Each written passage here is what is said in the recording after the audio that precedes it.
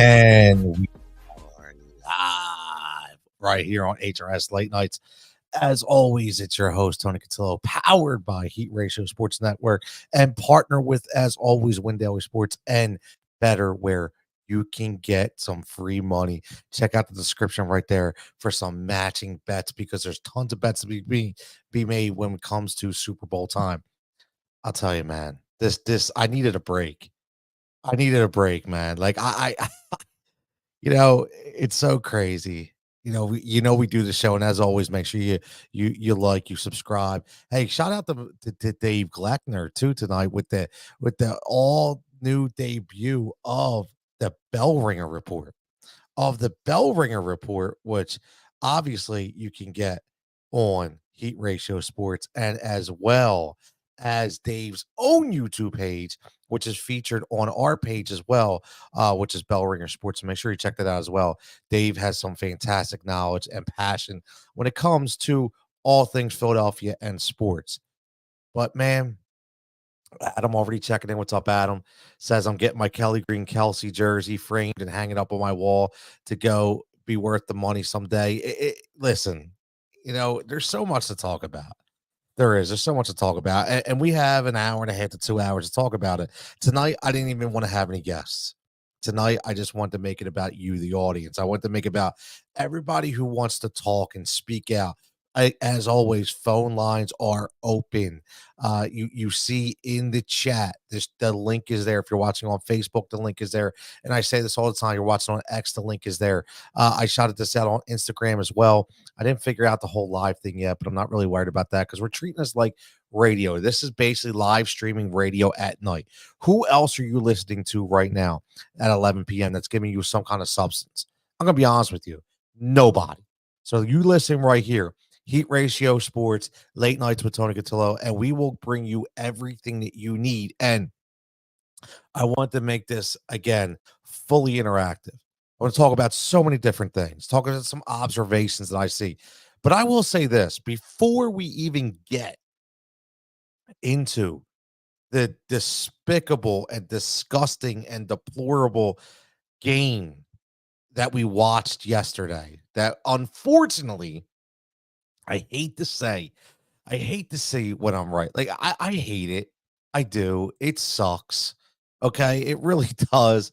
I was on my great man, again, Rich Spalleri with Spits on Sports, always doing a great job over at WANG Radio, in the sunny state of Tampa, Florida. Carrying Company. She's the producer, does a great job. And every Saturday morning, Spits on Sports, check him out, does a great job, like I said. And he had me on. He always has me on when something's going on in Philadelphia, right? He always wants to hear the pulse. He always wants to figure out what's going on. And it's funny because, he asked me at the end of the day what was going to be the final score. What am I predicting? And he knew that I really wasn't in to the Philadelphia Eagles winning. But he didn't expect me to tell him that they were going to lose 31-17. And he was shocked. He was like, and this is a guy from Tampa. This is a guy from Tampa who said there's no way that Tampa Bay and Baker Mayfield is going to score 31 points. And I was hoping that maybe I was wrong, right? Even though my gut was saying it, and that's how I felt. And I'm going to be honest with you. My gut felt like that from just watching this team collapse. There was nothing inside of me that could go out there and say, you know what? This is going to change. There was nothing out there to say, this is fixable. Nothing. Absolutely nothing. And that's my point. My point is, you saw this demise. You saw this collapse. We all saw it. And there was no reason to think that it was going to get any better. Zero. But what I wanted to talk about before I even get into that, my man David checking in says, what's up, Tony Dungy? Says Tampa will beat the Detroit Lions, and Detroit says Green Bay will beat the Niners. Wow. There's a, and he says, and we're going to get into wrestling a little later when we talk about Sasha Banks or Mercedes Moné, whatever you want to call her. He says Bianca Belair will win Women's Royal Rumble. So should be very interesting. I personally think it's going to be Bailey, but we shall see. We'll talk about that a little later. But what I wanted to get into real fast, because as I'm preparing for the show, and no, I don't just grab a microphone and start talking. Okay. I do create all kinds of content, discussion points. And as you see, I'm always working on this and it's going to continue to grow and evolve. But I'm watching the Sixers game. And, a lot of people said some things that I thought made a lot of sense. I saw a lot on the timeline that said, hey, we need to start paying attention to these 76ers. And I'll tell you what, man, they played a hell of a game. We'll get into that a little later. But Joel Embiid again, 18 straight 30-point games. They win against Jokic. They win against Denver, back-to-backs. They're playing well. They're having fun. Nick Batum with a fantastic block. Tobias playing, and I tweet this out, like, and my man Joe checking in. And before I get to the Eagles point, Joe, how ironic is this? How ironic, and I tweeted it out, and I firmly do believe this. How ironic is it that it takes the last year of that Supermax contract to Tobias Harris for us to finally get a coach to employ an offensive system that actually caters to Tobias Harris and actually makes him look like the player we thought we were paying for?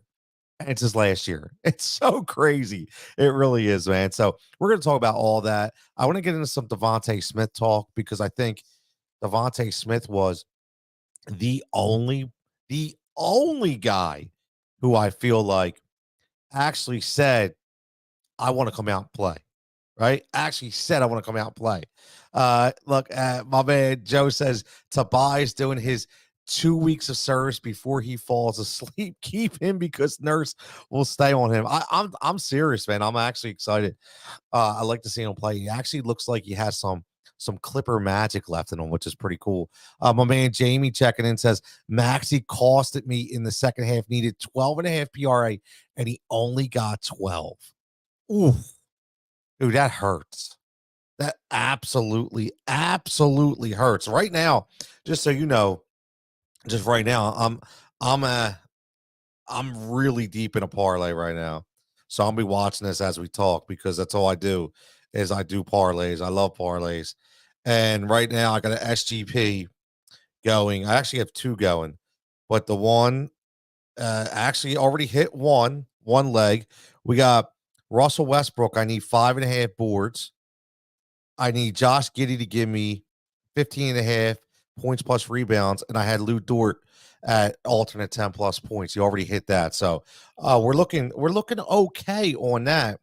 And then I actually have one. Oh man, I don't know if I'm gonna hit this, but I have De'Aaron Fox 25 plus, which already hit. Keegan Murray 20.5 over points and rebounds already hit. And I double dipped. I went Keegan Murray with over 4.5 rebounds. He currently sits at 3 right now. And I have Eric Gordon alternate points at 8 plus, and he literally has 7. So let's see if we hit that as we talk. So it should be very interesting. But my man Javon obviously checking in says Heisman Trophy winner DeVonta Smith showed up last night. And Javon, we're gonna get into that because I need to put a spotlight on DeVonta Smith. I need to put a spotlight on DeVonta Smith. Joe says Eagles finished their season making me money, made Mayfield look better than average. I will say this, man. Joe, me and you have some very professional agreements and disagreements. And I'm actually going to disagree with you on Baker Mayfield because I'm a Baker Mayfield guy. And, what I saw in that game, and I know, listen, we talk about everything on this show. I don't just dog other people. Like, what I mean by that is I don't dog the other teams. I give homage and respect when they deserve it, right? I'm a Baker guy. I was always Baker guy. I thought he got a raw deal in Cleveland. I really did. I don't think they really used him and utilized him to the way he should have been. And I'm watching him in Tampa, and I'm watching him have fun. And I know they alluded to that too on the broadcast, but this isn't the first time I saw him smiling and being a leader, right? Like this guy is giving the vibes that I knew of him coming out of college. These are the vibes. This wasn't Johnny football, right? We already knew that. This wasn't Johnny Football. This was Baker Mayfield. This is who Baker Mayfield is. He is a leader. You saw he's getting in people's, in their face. He's explained to them. He's giving high fives. He's giving pounds. He's pumping dudes up. And that's what makes him so good. And that's what makes Tampa such a scary team. Because listen, here's the funny thing about Tampa Bay. Todd Bowles, Temple owned, right? Temple made, Philly guy. Todd Bowles is one hell of a defensive coordinator, one hell of a defensive play caller. He needs somebody like Baker Mayfield, right? To be able to just kind of run the ship so he could just run his defense. And he has that in Baker, and Baker is such a great leader, man.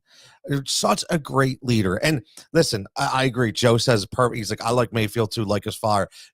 That's a great comparison. Very Jeff Garcia like. Will Baker ever be elite? No. Will he ever win a Super Bowl? I don't know, man. Like maybe in the perfect, situation and, kind of like, I hate to say it, like Nick Foles-esque, right? Everything has to land the right way, but he's in a really good spot. And I think that sometimes, people mistake passion and hunger, and speaking of that, we're going to get into Jason Kelce because his hungry dogs run faster, right? We always know about that. And Jason Kelce is always one of those guys that speaks to the player that continues to really show what he's made of out of passion and out of energy and of commitment. And that's what Baker Mayfield is. And I couldn't be happier for him. Javon checking in has a great point right here, because I completely forgot, right? Because another one of my favorite guys at McVay says Sean McVay rebirthed Mayfield's career last season and carried over this year. You're absolutely right. Forgot about that, right? When Baker came in for the Rams. And again, it gave him McVay's system, obviously gave him the confidence to know, listen, I'm not as bad as those people in Cleveland made me out to be. I'm not as bad as that system made me out to be out there, right?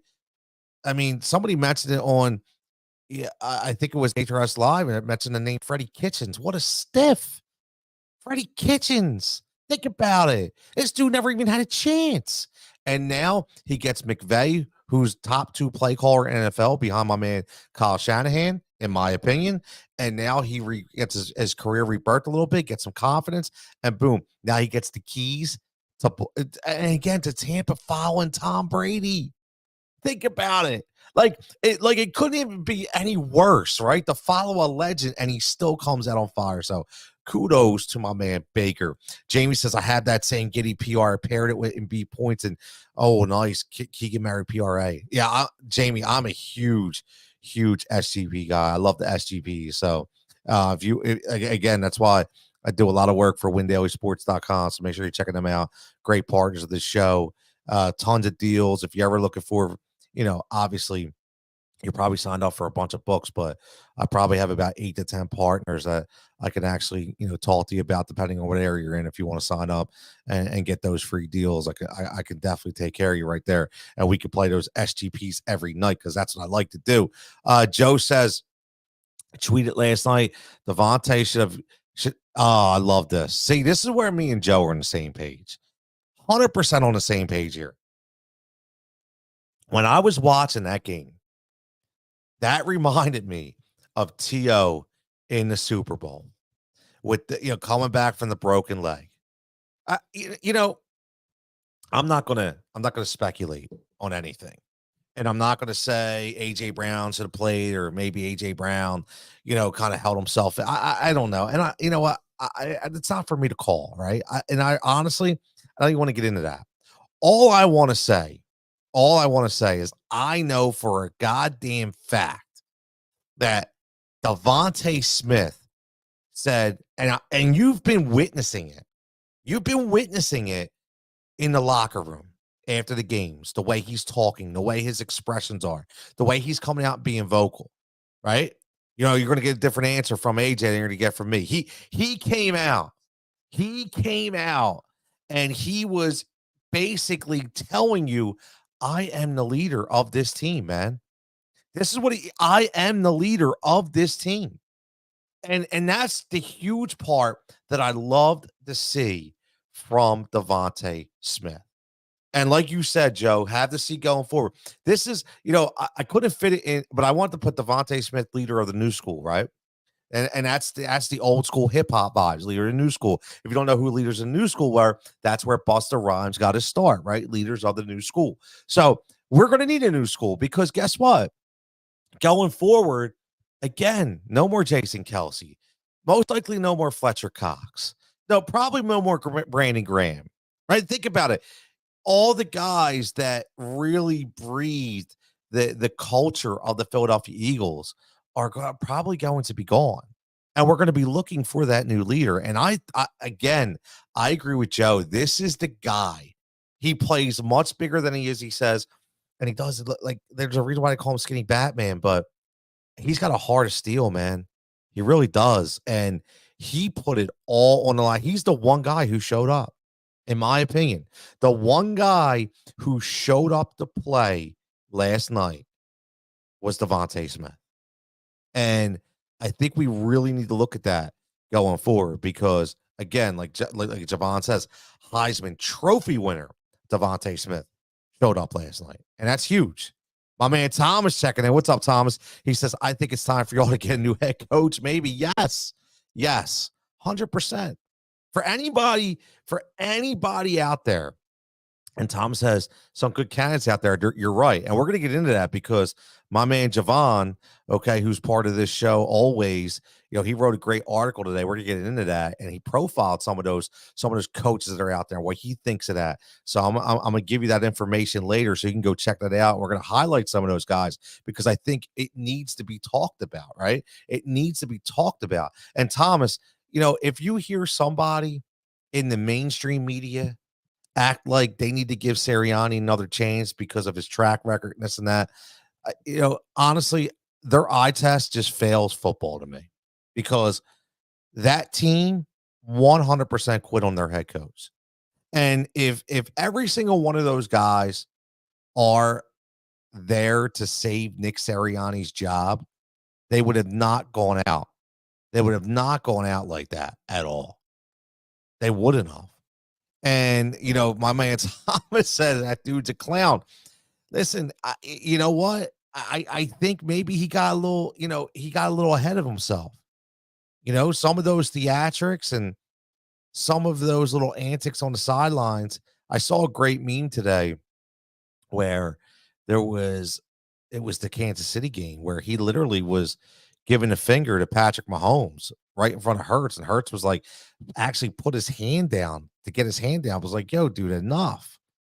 Like, you're the head coach, cuz like it's okay to be fired up. I love people being fired up. That's why I love Pete Carroll. That's why I love Pete Carroll. Pete Carroll is one of the most fiery individuals on the sidelines I've ever seen. Love Pete Carroll.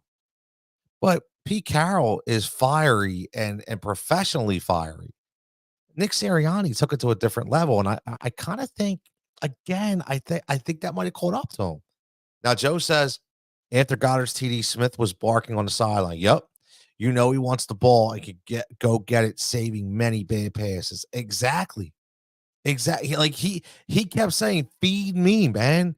Like, feed me. I told you, let's go. Like, he got tired of seeing the people's heads down. He got tired of Jalen Hurts sulking on the sideline. And let's get in, Joe, not a lot of people talked about it. And Javon, I know you saw it. Adam, if you're listening, I know you saw it. Anybody out there in Facebook land, comment and tell me what you think. Give us a call. As always, you call and all you need is a phone. Again, it's just audio only, no video, so you don't have to worry about what you're wearing. If you're going commando, if you're in your PJs, whatever it is, doesn't matter. We just need to hear your voice. But Goddard getting crazy on the sideline, getting frustrated on the sideline with Jalen Hurts. I think that was downplayed a little bit. I'm very curious to find out what that conversation was. I really am. I don't know what was said. I know people were trying to speculate, but again, something definitely happened within that locker room, and it just continued to be a toxic environment through those last 6 to 7 to 8 weeks, and it was never being able, like Sirianni said, we got in a rut. Going to get out more than a rut, man. It was more than a rut. And again, like I get people want to put this on Jalen Hurts, and it makes me want to scream. Like, am I saying that Jalen Hurts is not at fault? Not one bit. Not one bit. That safety that he took was absolutely ridiculous. I don't care what you're trying to do. You need to know at that point, at that time, you do not take that hit. You just don't.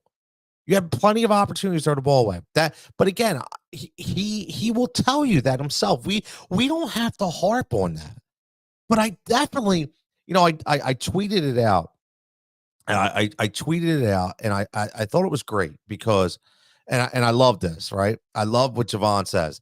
WIP already pushing the hurt. Of course they are. Of course. You know why they all push the Hurts narrative, Giovanni? You know this just as well as I do, because it's the low hanging fruit.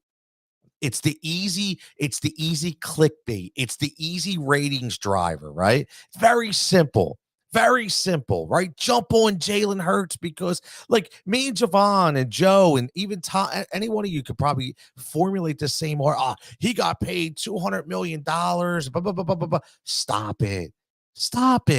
Like, is really Jalen Hurts the only quarterback in the world, right?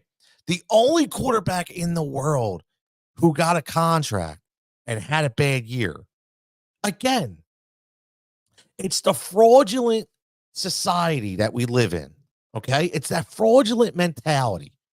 And I listened to it on Speak today. I had to shut it off. I had to hear Shady and Emmanuel Acho and James Jones. Just, I got to put this, I got to call out Jalen Hurts. I got to call. Why? Are we calling out Patrick Mahomes? Again, like I keep saying it, yes, I understand the team lost and the Chiefs won, but at the same token, there was adjustments made on those teams. The defense of the Kansas City Chiefs is the top in the NFL right now. Steve Spagnuolo, one of the most underrated defensive coordinators of possibly all time. All time. Everybody talks about different coordinators, and they never bring up Steve Spagnuolo. What Steve Spagnuolo is doing in Kansas City is absolutely brilliant. He's bringing back the days of Jim Johnson when he was with Andy Reid. That's what he's doing. And kudos to him. And when you have a hell of a defense, guess what? You don't have to score 30 or 40 points, do you, Patrick Mahomes? Right? But nobody's talking about that. Nobody gives you the Patrick Mahomes narrative. Patrick Mahomes didn't do anything special. And I would go back against Emmanuel Acho again today because he said, what did Jalen Hurts do special this year? Well, what did Patrick Mahomes do special this year? Patrick Mahomes had a very down year. And we want to go by stats.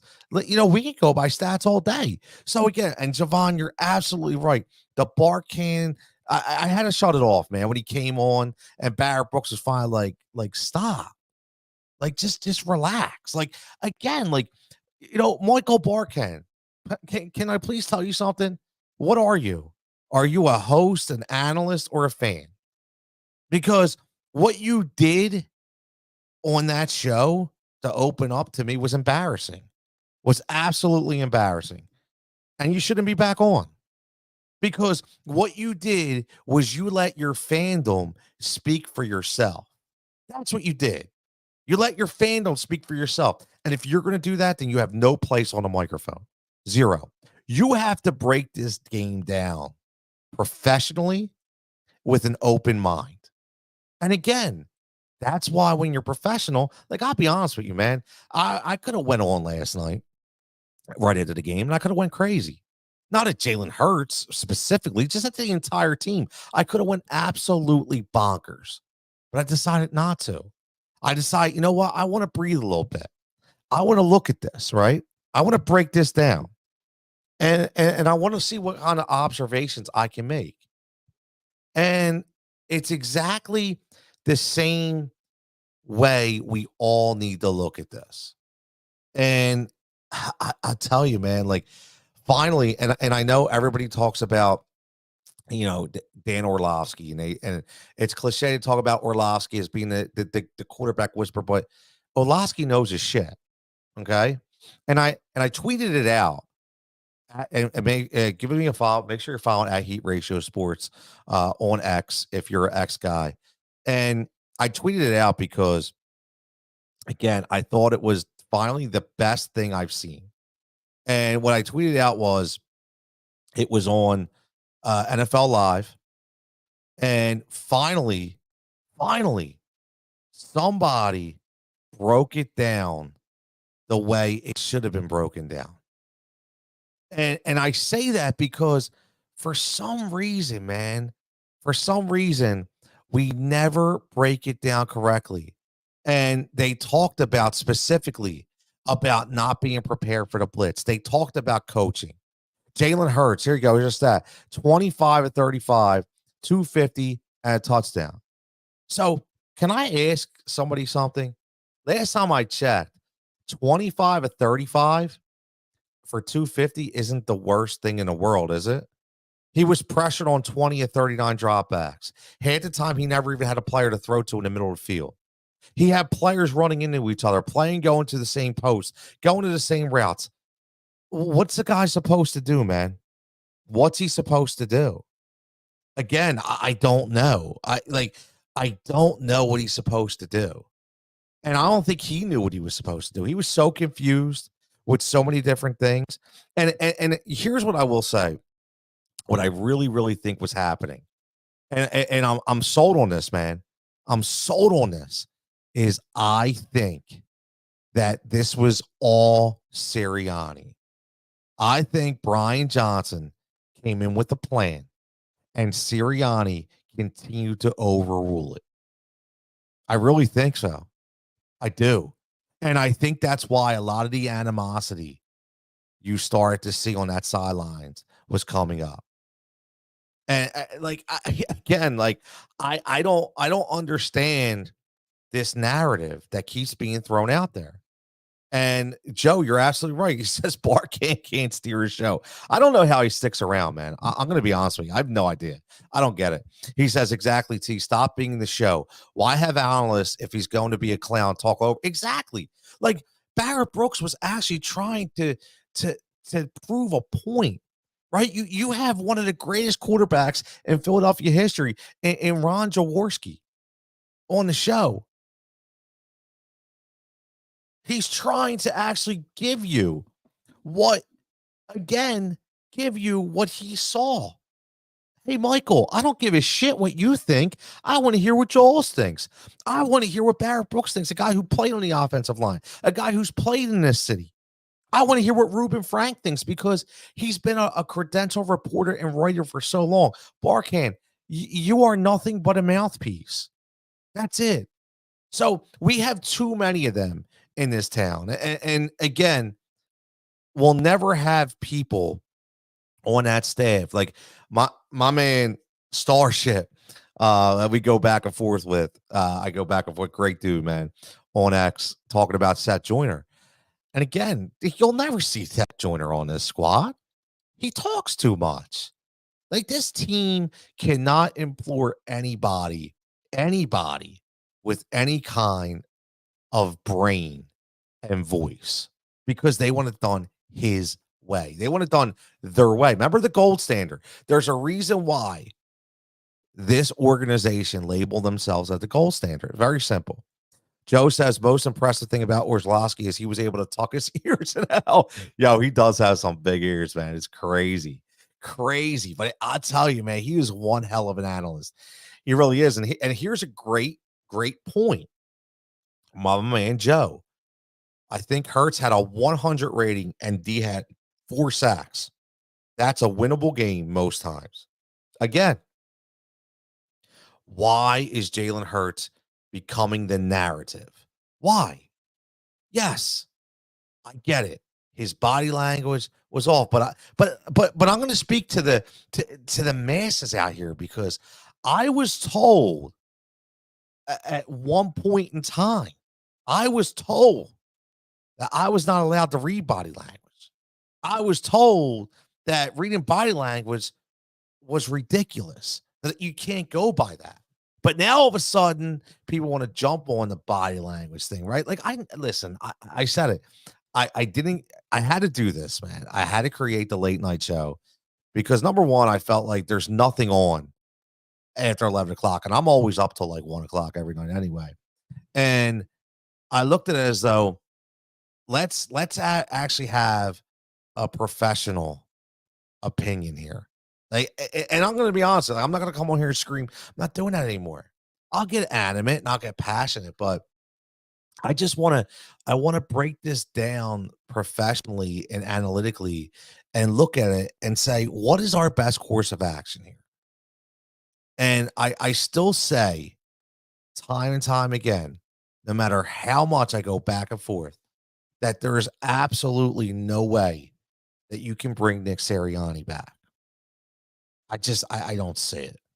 I don't see it. And and again, I don't want to talk about this for weeks and months and but until they come out and like listen, Tomlin came out today, right? Tomlin came out today and said he plans a return, right? They know they need to come out and a statement needs to come out. And I'm going to be honest with you. Let's think about this. Joe knows this. Javon knows this. Anybody listening to this who's a Philadelphia Eagles fan knows this. If they haven't come out yet, they are 100% making a tough call. They're thinking about this heavily. Any other time, like we've been through the Andy Reid era when Andy Reid has had some monumental bad time management games and have lost again in those NFC championship games when the teams haven't even showed up.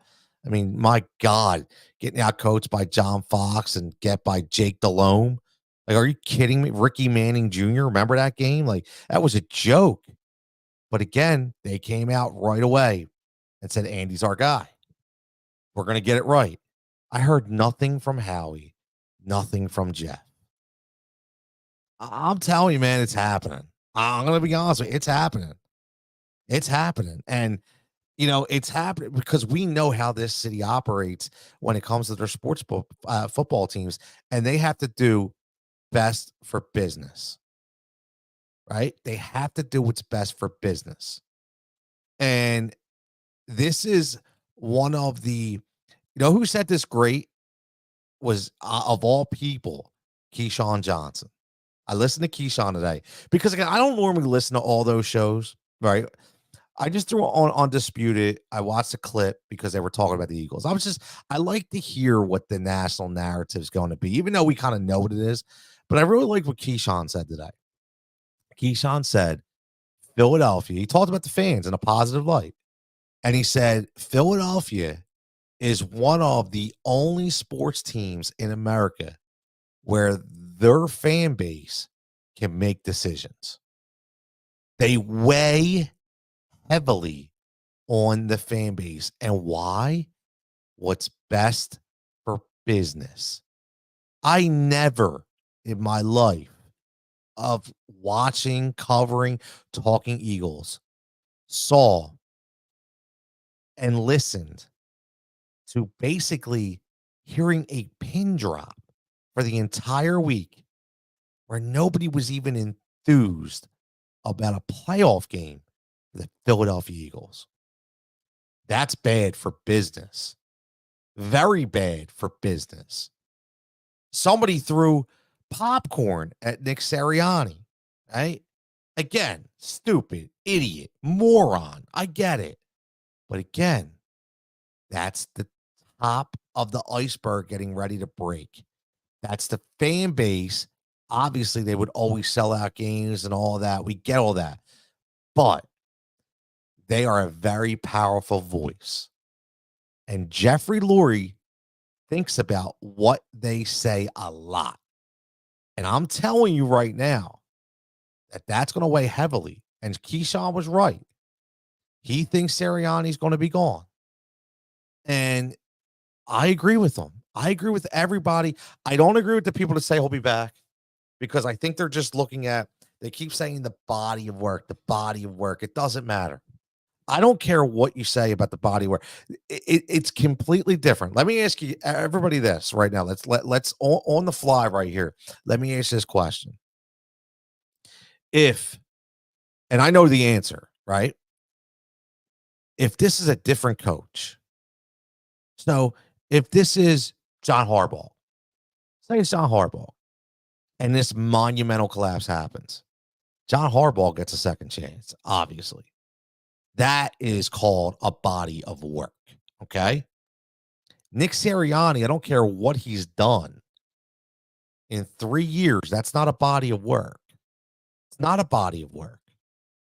And somebody said this. Oh, what show was it? I forget what post game show I was watching, but somebody made a lot of sense when they said, even if, even if, and again, this is, you know, oh, they were talking about Dak Prescott. That's what they were doing. They're talking about Dak Prescott, how inconsistent he's been. And even if he went and won a Super Bowl, they would still question him because they'd see if he could do it again, right? Joe says the only reason he stays is aesthetics with a new coach again after 3 years. They strongly beef up coordinators as they're next in line. I mean, it's eh, I I don't know, man. I again, I just looking at the way the response was from this team and looking at the way these veterans did not respond. That's man, like when you have veterans that don't respond, you're definitely falling on deaf ears. You're definitely falling on deaf ears, and that's a major, major, major problem. And again, this could be something that is easily fixable. This could be something that's easily rectified, or this could be something that just continues to bleed and bleed and bleed. And the only way you stop the bleeding is you have to stop whatever caused the bleeding. And it's not coordinators, it's coach. Speaking of coordinators, I said this earlier as well. Someone decide got a raw deal, man. Someone decide got a raw deal. Seriously. Like it's looking at it as a whole picture. Someone decide whether we like it or not needed to be given at least the entire year to get a good evaluation. That was a quick a quick reactive move that obviously failed miserably, and that falls on the head coach. Sean Desai was the assistant head coach under Pete Carroll. Pete Carroll, the guy we talk about on this show, the guy we all admitted would love to have as our head coach. So we took a guy who was essentially his next guy in line, and we said he's not good enough. After 7, 8 games? Are you serious? Like, and we also, what's not spoken enough about is you do know that Sean Desai, which now we're finding out why Vance Joseph declined the job. Okay. Wasn't just because of Howie Roseman and Jeffrey Lurie being power hungry. It was also because he was told he couldn't even bring in his own staff. He couldn't bring in D-backs coach, defensive line coach, nothing. Yeah, you're going to use what we have. Someone Desai didn't even get to bring in his own people. And you only gave him half a season to try to prove what he could do. It's just ridiculous. Now, here's a good point. Here's a good question. Joe says, "Do you think Patricia suggested he become DC, or were Jeff and Howie fully behind it?" I think they were all three of them were in on it. All three of them were in on it. I fully think that Howie brought in him, uh, as the defensive assistant, okay, to be there and specifically told him that we're going to wait for that right opportunity and you're going to be our guy. And I think Patricia, and I'm going to stick to this. I'm going to stick to the script. Let's remember, let's remember that one of the guys that you were catering to in Darius Slay was not a fan of Matt Patricia. It was very well documented. Okay. And again, don't you think it's odd that that move is made once Darius Slay goes out for the arthroscopic knee surgery?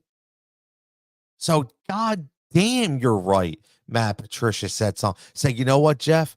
You know what, Howie? This is probably the time. This is a good time because now I can get behind the guys. And if I can get behind the guys, then when Slay comes back, those guys could be like, yo, man, Matt's all right, man. I know you guys had your differences, but he's been really good. Man, it's 100% what happened. Sean Desai was a lame duck, man. He was a lame duck to me. 100%. Javon says, imagine how seamless things could have been if you let Desai bring his guys in. It's amazing. How seamless would it be, Javon, if you could actually bring in the guys that you're comfortable with that know your system, right? I mean, like it's unheard of. Like I said, it's unheard of sometimes when things like this happen. But that Patricia situation, that was dirty, man. That was completely dirty. I continue to say that. Matt Patricia 100%, 100% was behind that move. And guess what? He sucked too. He wasn't good either. Okay. So he finally got the defense to get some sacks, but he had guys running into each other. He had guys wide open. It was terrible. It was terrible. Joe says but Sirianni should definitely be gone. What's next for him? No way he gets head coach offers and doubtful for an OC job. That's a great point. Because normally, right? Normally you would say, because we watched this, I bring up a guy specifically. I always is Mike Martz. I look at Mike Martz and I say, wow, this dude was a hell of an offensive play caller. Then they made him a head coach. I think great, but his offense still was great. Right? So even when if he failed and when he was being let go as a head coach, he still had that ability to be an offensive coordinator because they knew his body of work, even when he was a head coach, the offense still was legit. Wade Phillips, another a great defensive coordinator. Even when Romeo Crennel, great defensive coordinator. So even when they were head coaches and maybe they failed and they didn't become successful, their side of the ball still balled out. So they were able to get that job to go backwards and command it because they had the proof. Joe makes a great point. Sirianni has zero proof. Sirianni keeps saying, this is my offense. Well, if this is your offense sucked. So people are looking at that and they're saying, guess what? Why should I have you run my offense? So there's a lot of underlining things that are definitely going to happen. Joe says, I took it as quietly as they named it in-house and before the press release. Slay, already playing injured, said, screw it. I'm getting surgery. That's a good point too. That's a good point too. Because it could work that way too. Because it was funny, right? That all of a sudden this knee problem comes out. Like we knew nothing about this. So it's just, there's a lot of chapters in this book that we're trying to write. And I don't think it's ever going to be over for a long time. I think things will slowly come out. I think things will slowly start to happen. But one thing's for sure, we know that this team has definitely some pieces to move forward with. But the ironic thing is how quickly things can change. A team that was a couple plays away from winning a Super Bowl, we're now talking about how far they could be to get to the next one. And that's what the crazy part is. That's the crazy part. Joseph Slay said he wouldn't play for Patricia before he extended his deal. I remember that. I remember that. So that's what I'm saying. A lot of this, you know, comes into play when we try to decipher what was going on. Again, this is HRS Late Nights, Heat Ratio Sports Late Nights, powered by obviously Heat Ratio Sports. I am Tony Cutillo. Make sure to follow us at Heat Ratio Sports. If you're listening to this, as always, like, subscribe the show, the channel. Like I said, some great content coming out. This is the home of the Blue Coats beat. Just had a great interview with Sharif Abdur Rahim on Thursday. I'm still editing right now. Should be released by midweek, which actually is tomorrow. So hopefully by end of day tomorrow, that we have our me and Coach Joe have our third episode coming up on Thursday of the Blue Coats beat. So a lot of cool stuff happening there. You already saw earlier the Bell Ringer report debut from a man, Dave Gleckner, doing some really cool stuff. Again, like I said, Heat Ratio Sports, man, HRS, I'm trying to do something a little different, right? I like to bring on people that don't have fabricated arguments, that don't have narratives that they're trying to write, that they just stick to the script, man. They give you their opinions, and they're passionate. Right? That's what it's all about. So that's what we're doing right here. So again, if you want to get live onto the line, phone lines are open for the next 40 minutes. The link is in the description. If you just click on that link on your phone, I will be able to get you on air and we can talk about whatever's going on. And as always, comments are welcome. Now, David says Green Bay will be San Francisco's game to lose. Listen, the Green Bay Packers, I will say this. It was so nice. Not because it was Dallas. I'm going to be honest with you. Not just because it was Dallas. But what I really enjoyed about that game was we saw the evolution continue with Jordan Love. I'm a football fan, man. Like, seriously, at the end of the day, I'm a football fan, and I want to watch good football, and I want to watch good games, and I like young guys to succeed. I really do. And I wasn't a Jordan Love guy. I just didn't think he had it. I was waiting for that it factor. I was waiting for the poise. I was waiting for a lot of that passion and hunger. And I didn't see it, but I saw it the last 5 or 6 games. And I definitely saw it in Dallas. He wants it. And he's starting to get confidence, not overly cocky, starting to get confidence. And again, maybe Matt LaFleur isn't as bad as I thought he was. But I know one thing's for damn sure. I'm going to pat myself on the back a little bit because if you listen to me on Sirius on Saturday night, again, make sure you're listening to the Win Daily Show on Sirius Satellite every single Saturday. I was hosting with Jason Saturday, and I'm going to be hosting again this Saturday from 11 to 1. And I broke down my favorite player of the weekend. I said it was going to be Aaron Jones. And I said that because, again, he passed the eye test for me. And Aaron Jones, listen, he's finally getting healthy. The last 3 he was hurt all year. He was plagued by injuries all year. And that offense is completely different when you have a guy like Aaron Jones who can cut on a dime, who can change directions, and I'm telling you, he's got a top 3 burst in the NFL.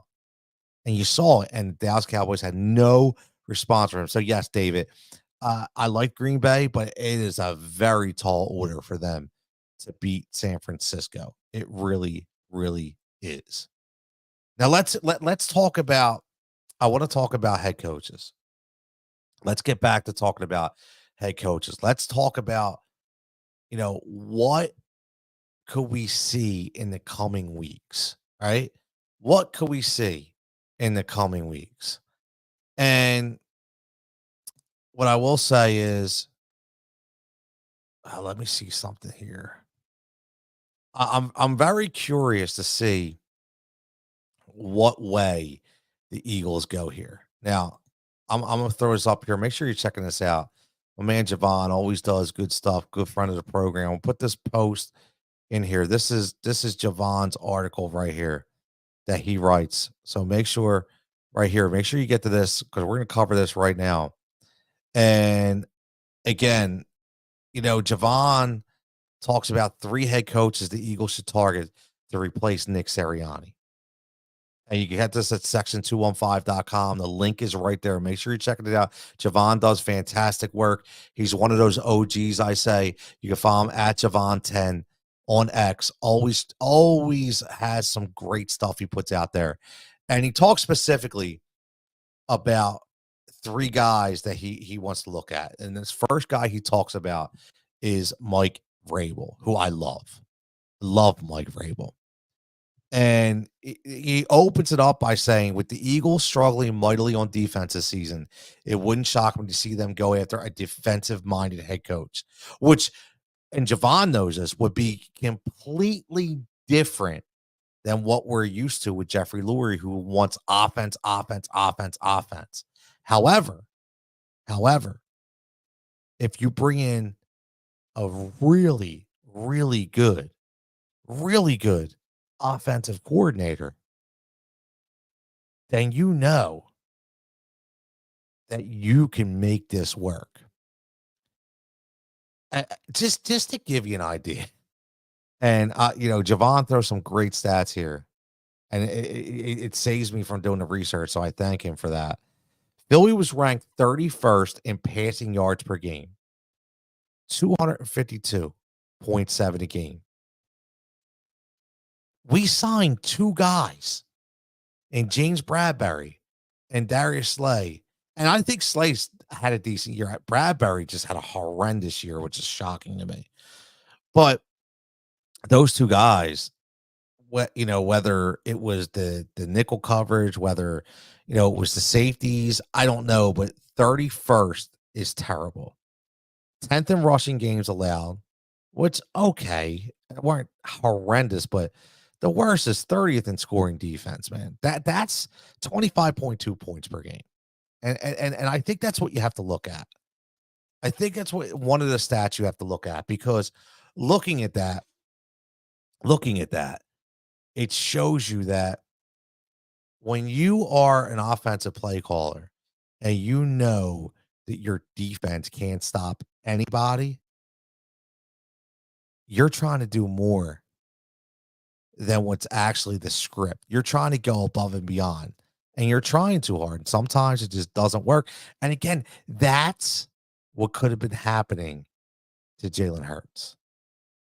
Not saying 100%, but listen, McNabb's last game in the playoffs, he left the field in Arizona with the lead. The defense blew that game. Let's remember that. McNabb left the field with the lead. You can only do so much, right? You can only do so much. Now, Mike Vrabel, what I love about him is he's a player's coach, but he 100% expects a lot out of his players. Now, he went 54 of 45, Javon writes, and he went to the playoffs 3 times. He was 6-11 this year. I was shocked.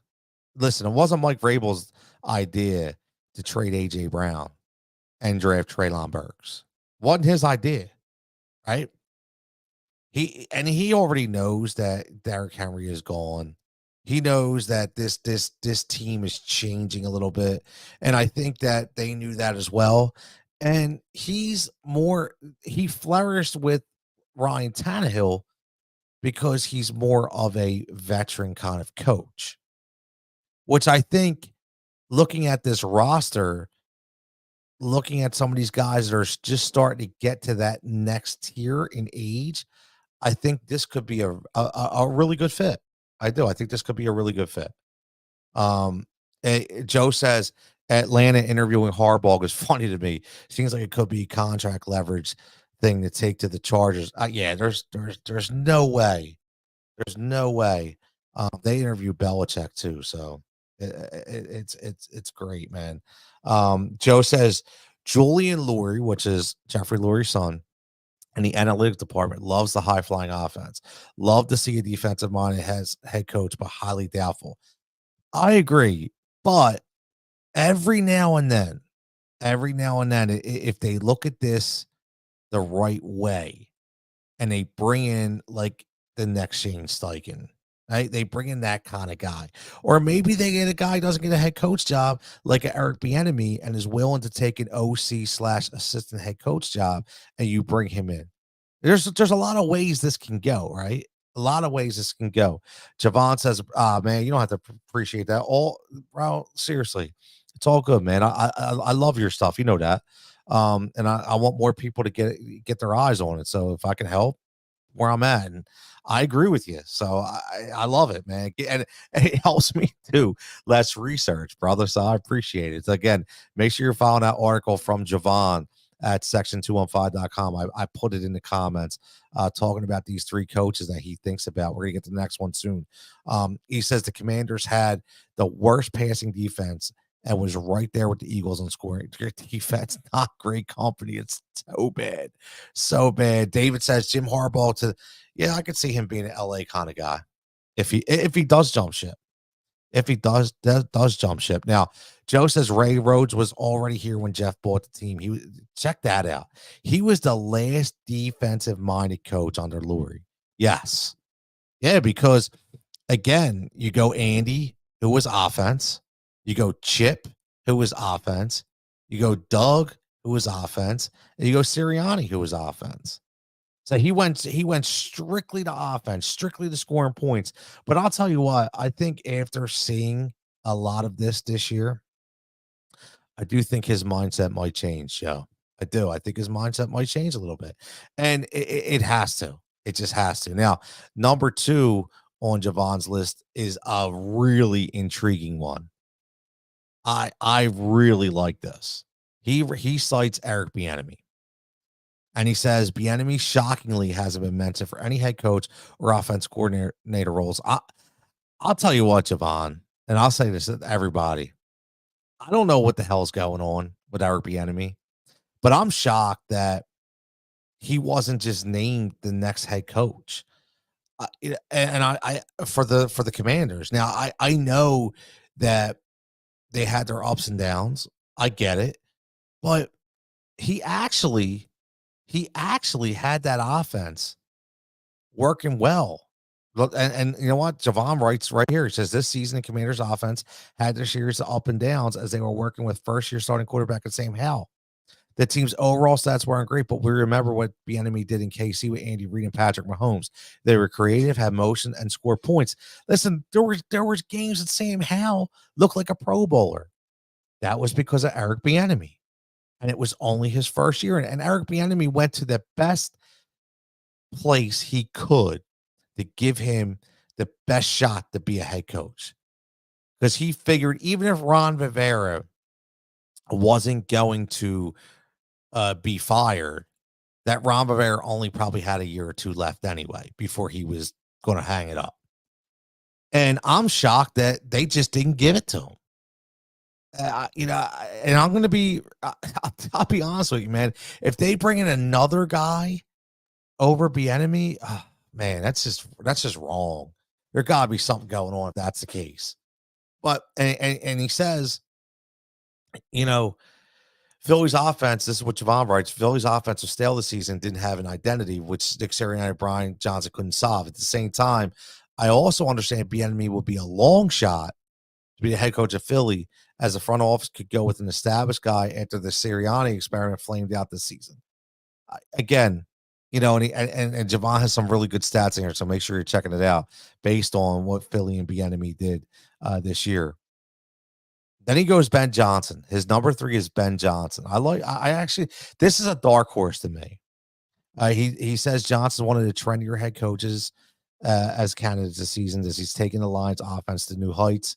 Detroit is ranked 5th in scoring, 5th in rushing offense, and 2nd in passing offense. And this is what he writes.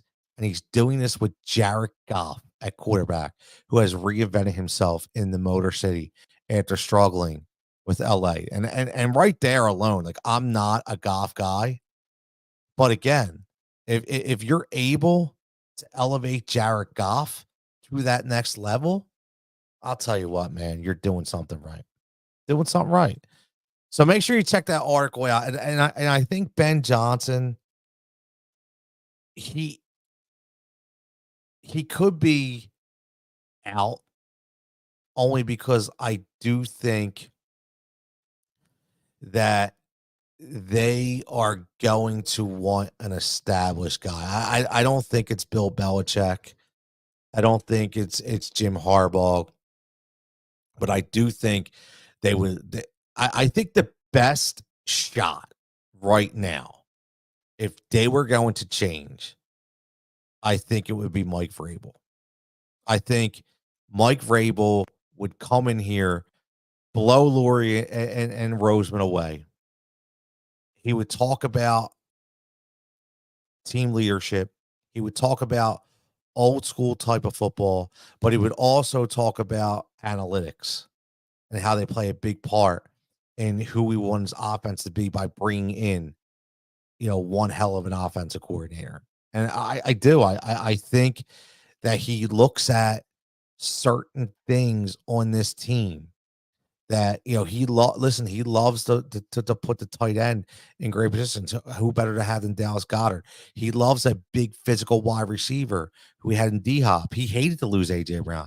He gets reunited with AJ Brown. Listen, if you like AJ Brown and you think maybe he could have been an issue, what better guy to bring into this team than a Mike Vrabel to get him back under control?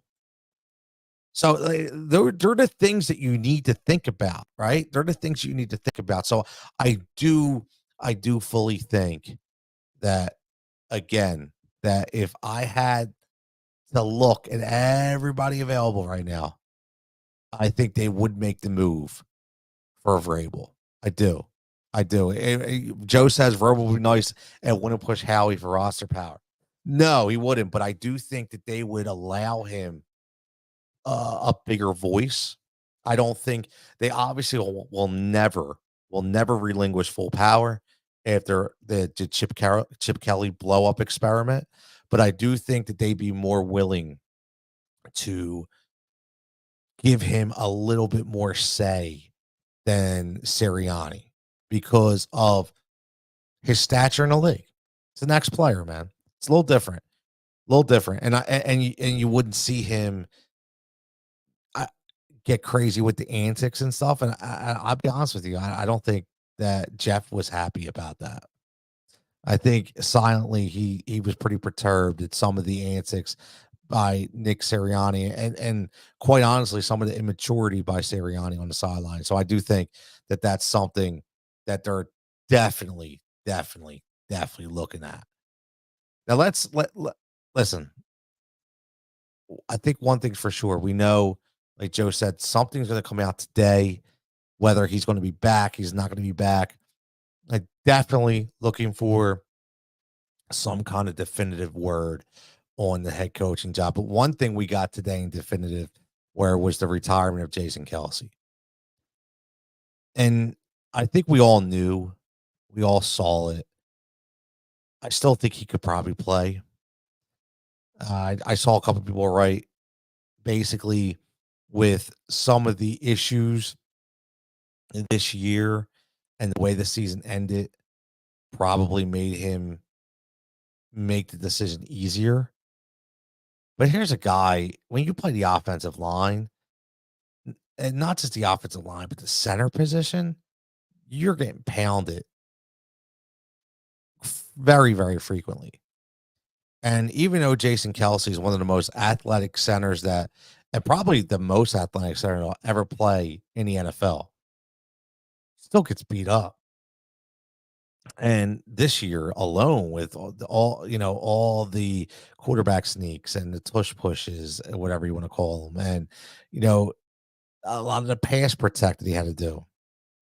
Yep, I'm sure that Joe, me and Joe are consistently on the same page. Like I say it, and the comment comes in, and he says, "I'm sure the tush push absolutely destroyed his body." Exactly. He was a dude diving under. He was getting pulverized. I mean, think about it. He's underneath with 5 or 6 300-pound linemen just crushing on top of his back. This dude is lucky to be able to walk this year. But I will say this. I've never seen an athlete in this town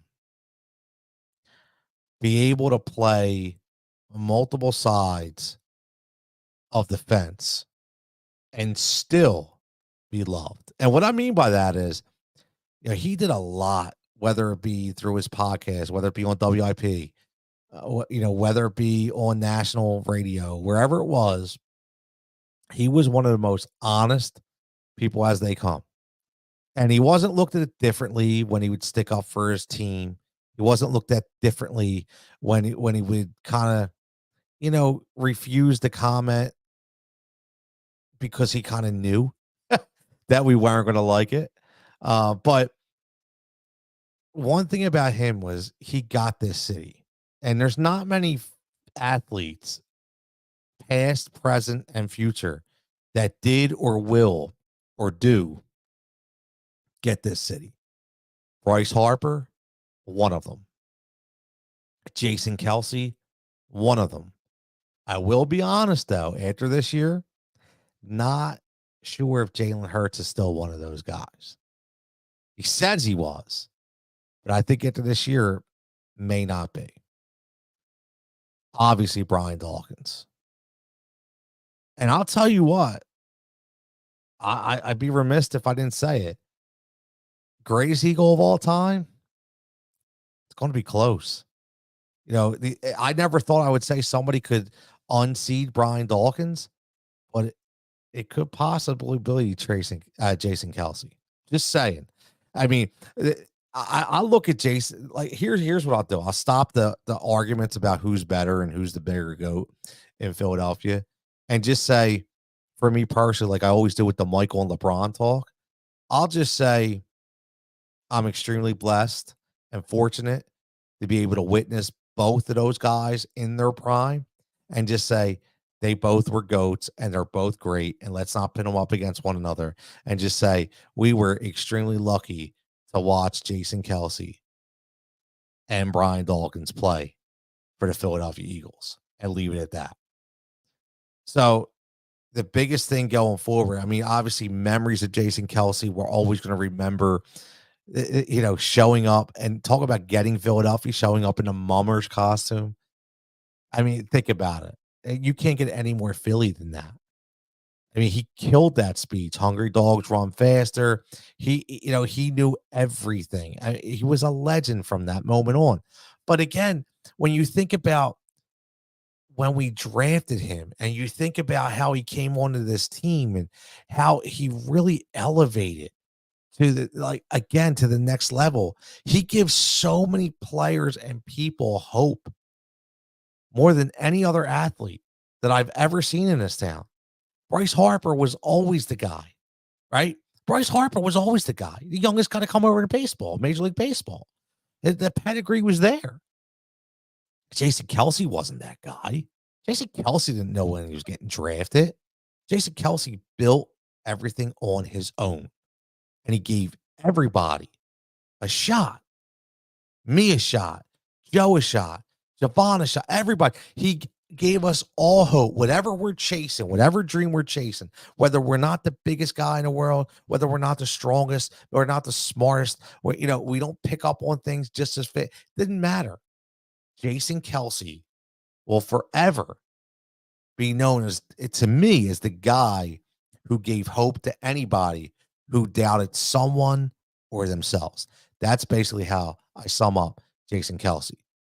Joe says he's going helmet to helmet, knee to helmet with the pollen, greatest center and fullback in Eagles history. I like how you added in fullback, man. I do. I like how you added that in. So yeah, I mean, there's really not much more to say about Jason Kelce, just because we've already he's just that great.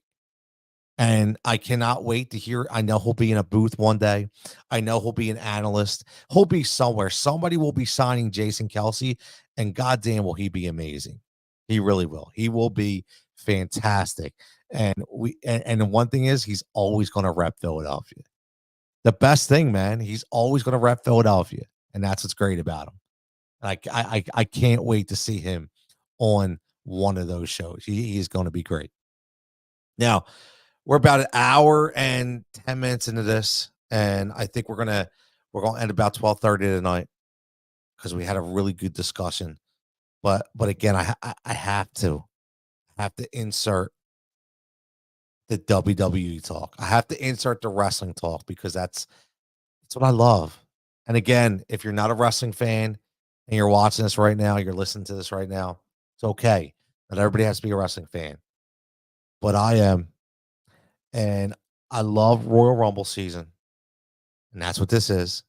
In 10 days, the Royal Rumble goes live January 27th. And what everybody's talking about is not only who will win the Royal Rumble, but who will return at the Royal Rumble. Now, if I go all the way up, David, who was listening earlier, was adamant about who was going to win the Rumble. Me personally, me personally, I like Bailey to win the Royal Rumble. I think that Bailey is really starting to show. You see, the more and more they have her wrestle, the more I think she's back physically. She had a pretty, it wasn't just an ACL, she had a pretty devastating ACL tear. Took her a little more time than we expected to get back. But you already see that the angle that they're doing right now with Damage Control and EO Sky, and it would just make perfect sense to have her win the Rumble and then face off against EO Sky at WrestleMania for the belt. Because I don't think anybody else really moves the needle for me when it comes to a storyline for WrestleMania for the women's championship. I mean, if it did, it would have to be something completely different, right? It would have to be something like completely different. It would have to be like Bailey, maybe possibly Bailey winning the belt at like an elimination chamber match, and then Sasha Banks coming back, which we're going to talk about, and possibly going one on one against her and bringing a storyline against best friends and things of that nature. So, what's great about this is you could be very speculative, and it just shows you how big the women's division has become within the WWE. Obviously, led by Rhea Ripley herself, who is unbelievable, unbelievable. So when you look at the litany of wrestling, and let me do this right now because I want to make sure that everybody gets in to the conversation. Give me 1 second here because I want to know. I want to know if Sasha comes back.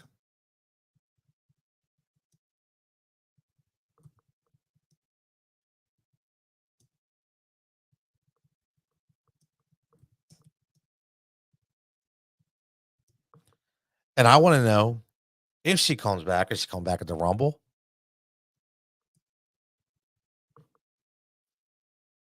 And if she does, will it be a one and done? Will it be a contractual thing where she actually sticks it out and she's actually going to wrestle for the next couple years? So there's a lot of things that have to come with that. But what I want to talk about is why, again, I think that she needs to come back to the WWE.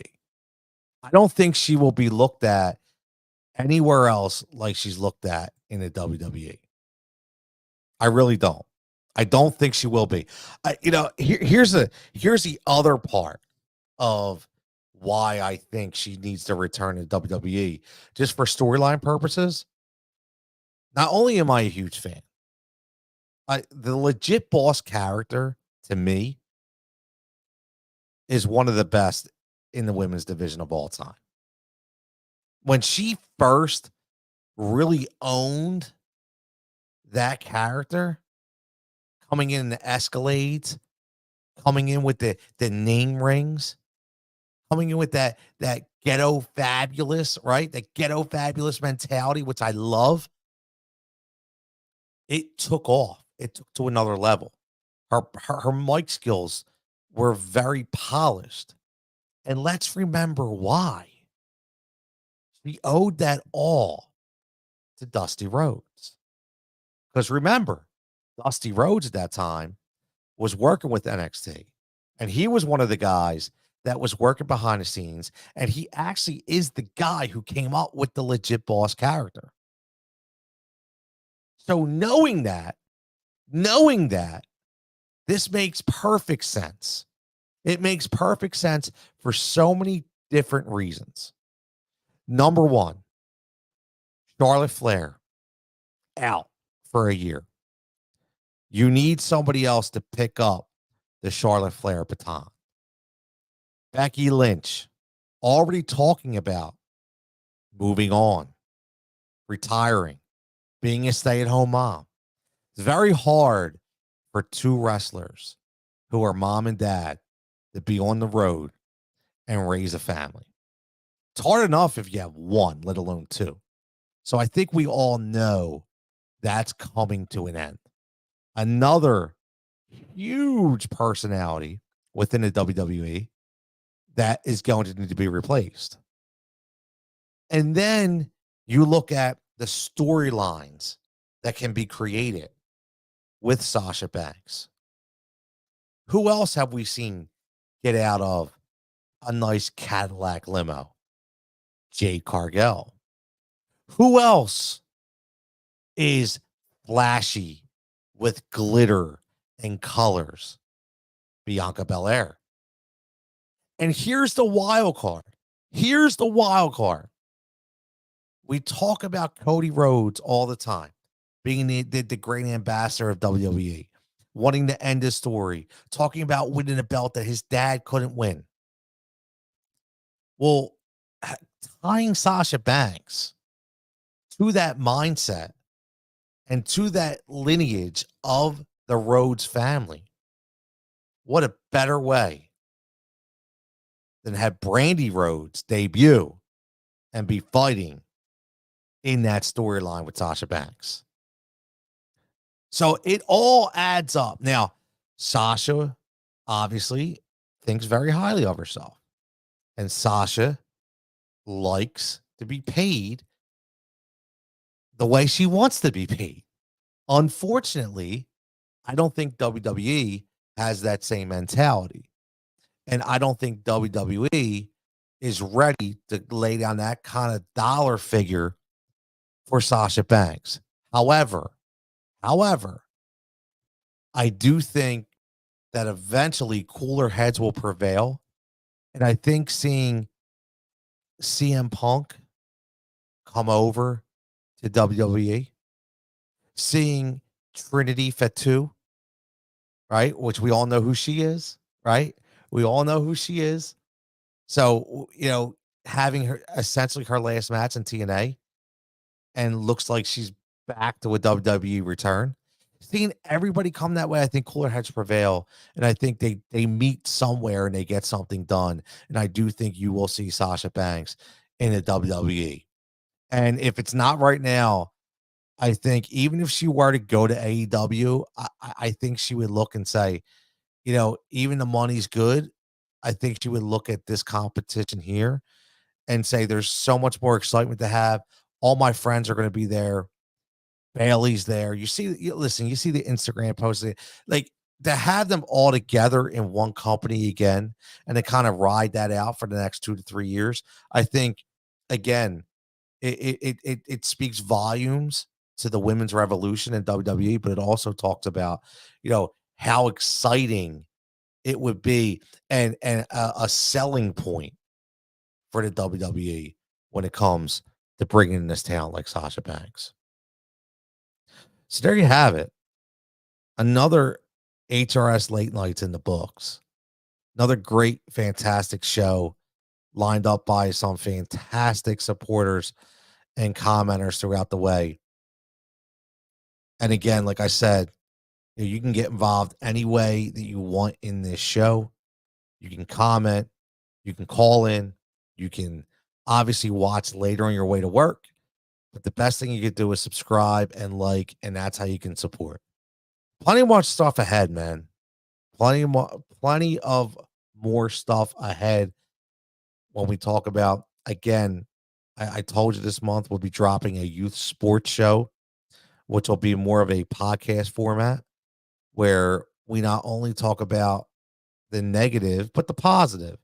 But a lot of it will be negative storylines about, unfortunately, the dark side of high school athletics and youth athletics, specific scenarios that I've dealt with personally, with me, with my kids. I have people that uh, have been sending me numerous messages about it, that they want to tell their story and what they feel, which is great. I think it's a different topic that nobody's really covering. So we're going to cover that. That'll obviously be powered by Heat Ratio Sports. I have a couple sponsors for that show as well. So make sure you guys check them out and make sure they're following their sites and checking out all their new cool and great products that they're unveiling in the next coming months.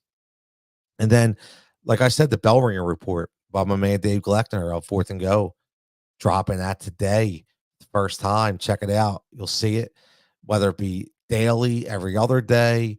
Whenever Dave has something on his mind, he's going to drop the bell ringer report. And Dave's a very knowledgeable guy when it comes to all things sport. So I can't wait to hear that. And you never know, I'm working on some things as well to bring other people over. And hey, you never know, you may see me doing a show on another network as well, because I'm all about collaboration. I'm all about different platforms. And one thing's for sure, I have fun I have fun being behind the microphone, and cannot wait to do it even more. So, like I say, as always, when you watch this show, the best thing you can do is do one thing that makes a positive impact in your day. And that will just make this world a better place. Hold the door, pick up a program for somebody, maybe, open the door for them, say hello, say thank you. You'd be surprised at just what that little bit can do and how it can make our society get to that next level. Because I truly think that we need more of that in this world. So, as always, I am Tony Cutillo.